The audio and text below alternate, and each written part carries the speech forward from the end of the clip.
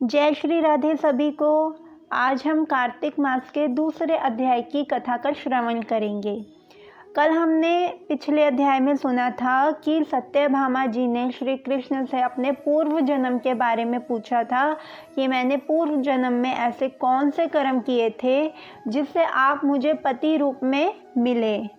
तो आइए आगे की कथा श्रवण करते हैं कार्तिक मास के दूसरे अध्याय की। सिमर चरण गुरुदेव के लिखूं शब्द अनूप, कृपा करें भगवान सच्चिदानंद स्वरूप। भगवान श्री कृष्ण ने कहा, हे देवी, गुणवती अपने पिता व पति को राक्षस के द्वारा मारे जाने का समाचार सुनकर बड़ा विलाप करने लगी। हा नाथ, हा पिता, मुझको त्याग कर तुम कहाँ चले गए? मैं अकेली कन्या हूँ, तुम्हारे बिना अब मैं क्या करूँ? अब मेरे भोजन और वस्त्र की व्यवस्था कौन करेगा? घर में स्नेह पूर्वक मेरा पालन पोषण कौन करेगा? मैं कुछ नहीं कर सकती। मुझ विधवा की रक्षा कौन करेगा? मैं कहाँ जाऊँ, कहाँ रहूँ? मेरा तो अब कहीं ठिकाना नहीं रहा। इस तरह वह रोती और बिलखती गुणवती पछाड़ खाकर पृथ्वी पर गिर पड़ी और मूर्छित हो गई और देर तक पड़ी रही। फिर जब होश में आई तो पूर्ववत अत्यंत करुण विलाप कर शोक सागर में डूब गई। जब कुछ संभली तो उसे ध्यान आया कि मेरे पिता तथा पति की मृत्यु के पश्चात उनकी क्रिया करनी है जिससे उनकी गति हो सके। अतः उसने अपने घर की सारी वस्तुएं बेच दी।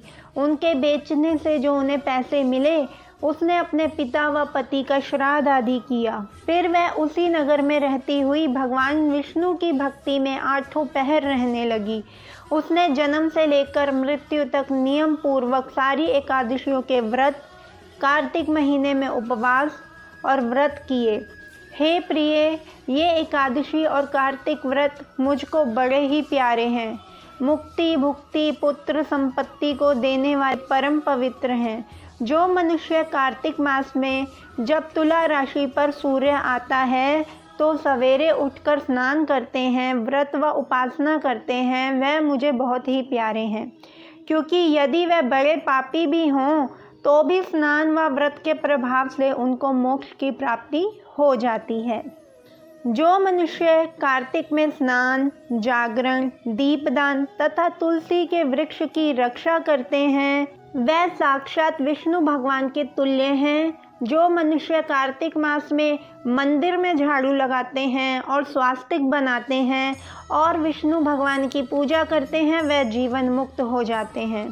यह सुनकर गुणवती भी प्रतिवर्ष मन लगाकर कार्तिक का व्रत और भगवान विष्णु का पूजन करने लगी। हे प्रिय, एक बार वह ज्वर से ग्रसित थी और दुबली हो गई थी। फिर भी किसी न किसी प्रकार गंगा स्नान करने के लिए चली गई।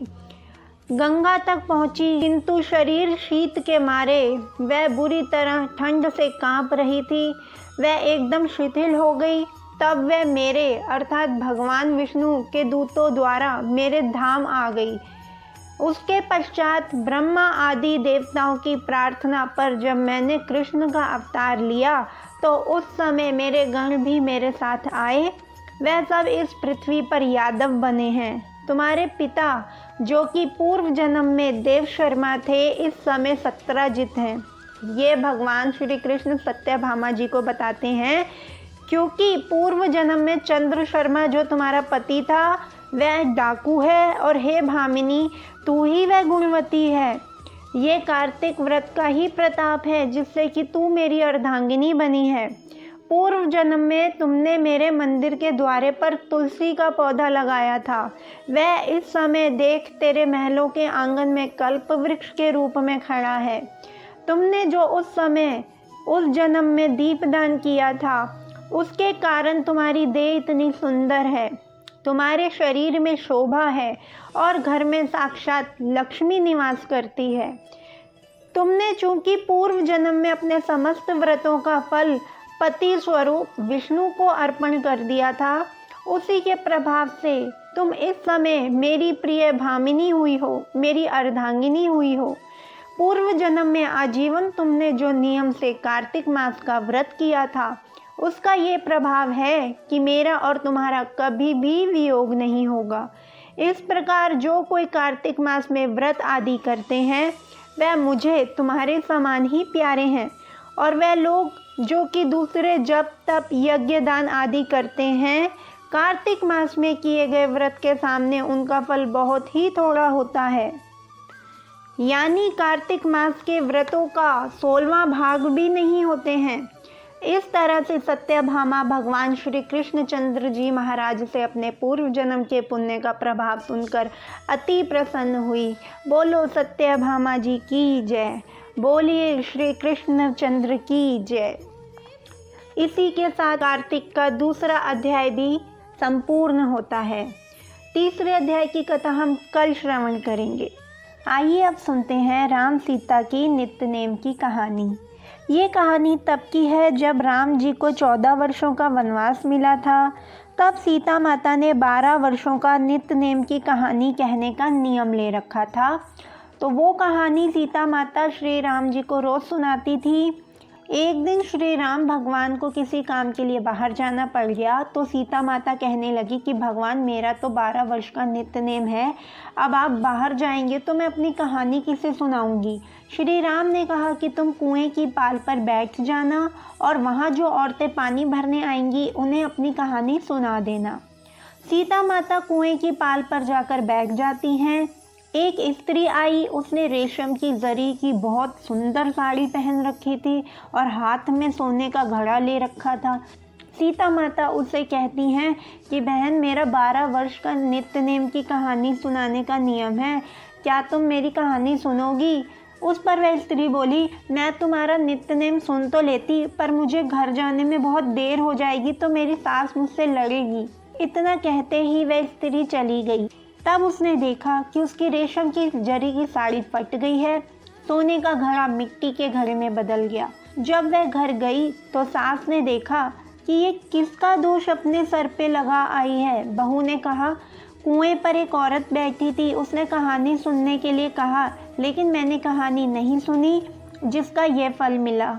बहू की बात सुनकर अगले दिन वही साड़ी और घड़ा लेकर सास कुएं की पाल पर गई। सास को वहीं माता सीता बैठी मिली तो माता सीता ने कहा कि बहन मेरी कहानी सुन लीजिए। सास बोली कि एक बार छोड़ो, मैं 4 बार तुम्हारी कहानी सुन लूँगी। तब तो सीता माता बहुत प्रसन्न हुई और सीता माता ने उन्हें कहानी सुनाना प्रारंभ किया। राम आए लक्ष्मण आए, देश के पुजारी आए, नित्य नेम का नेम लाए, आओ राम बैठो राम, तपी रसोई जीमो राम, माखन मिश्री खाओ राम, दूध बताशा पियो राम, सूत के पलका मोड़ो राम, शाल दुशाला ओढ़ो राम, जब बोलूँ मैं राम ही राम, राम सवारे सबके काम, खाली घर भंडार भरेंगे, सबका बेड़ा पार करेंगे। श्री राम जय राम जय जय राम, श्री राम जय राम जय जय राम। सास बोली कि बहन कहानी तो तुमने बहुत अच्छी सुनाई है, ये बताओ तुम हो कौन। तब सीता माता बोली कि मैं सीता हूँ।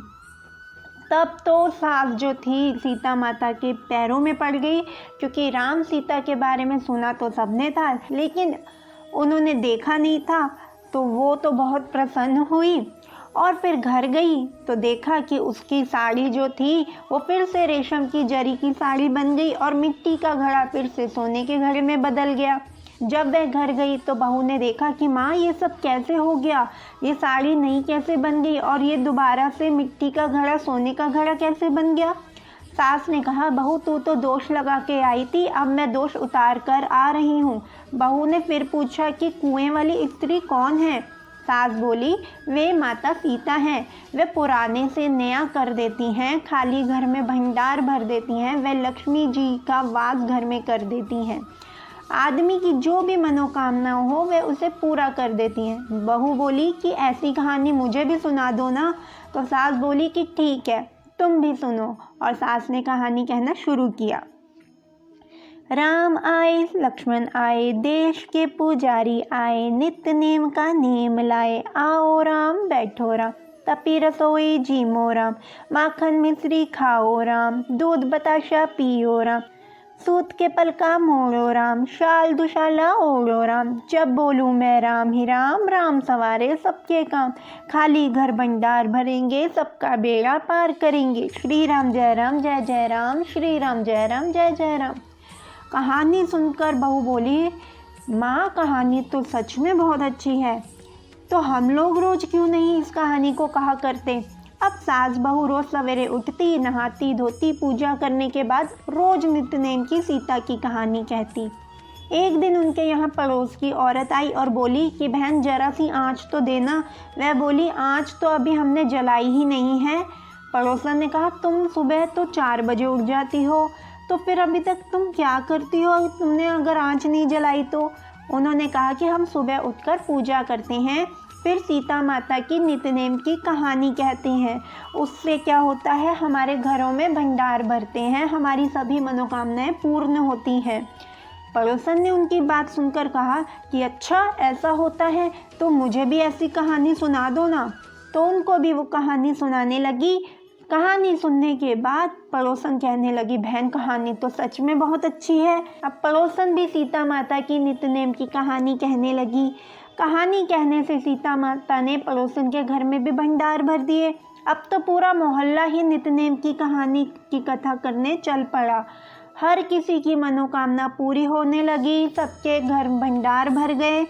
हे सीता माता, जैसे आपने उनके घर में भंडार भरे हैं, वैसे ही आप हमारे घर भी भंडार भरना, कहानी सुनने वाले के भी, कहानी कहने वाले के भी। आप लोग भी कार्तिक में ये नियम ले सकते हैं। कुछ लोग लेते हैं कि रोज़ कार्तिक में सीता माता की नित्यनेम की कहानी सुनते हैं, कोई लोग पूरे साल करते हैं, या फिर कोई लोग कार्तिक मास में विशेष दिन में करते हैं, जैसे कि प्रत्येक मंगलवार को, प्रत्येक सोमवार को। इस तरह से भी आप कर सकते हैं। आज भी उत्तर प्रदेश, बिहार, हिमाचल प्रदेश, हरियाणा के कुछ क्षेत्रों में सीता जयंती से ही ये नित्यनेम की कथाएं सुनाई जाती हैं और नियम लिए जाते हैं। ये एक प्राचीन लोक कथा है। आशा करती हूँ कि आपको कहानी और कथा पसंद आई होगी। जय श्री राधे।